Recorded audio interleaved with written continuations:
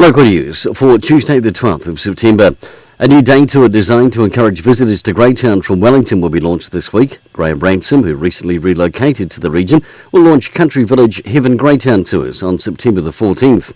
The full-day tour includes return transfers from Wellington, shopping experience in Greytown, two-course lunch showcasing Wairarapa produce and wine, a wine tasting in Martinborough, and a visit to Featherston before returning to Wellington. Breastfeeding mothers in Wairarapa have a great support network to ensure that their baby can enjoy healthy breastfeeding.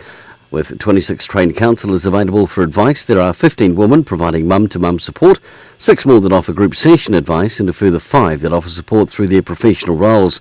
Having trained counsellors available ensures Wairarapa mothers receives consistent, relevant and correct information to help them maintain their baby's exclusive breastfeeding program for longer. And still with health, Mina Antonio has been appointed as the first Wairarapa Health Commissioner Council Chair and will start the role immediately.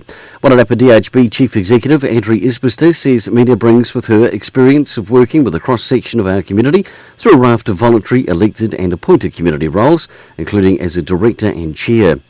And in sport, the New Zealand Heartland Under-19s scored their first win on Sunday at the Jock Hobbs Under-19 rugby tournament in Taupo.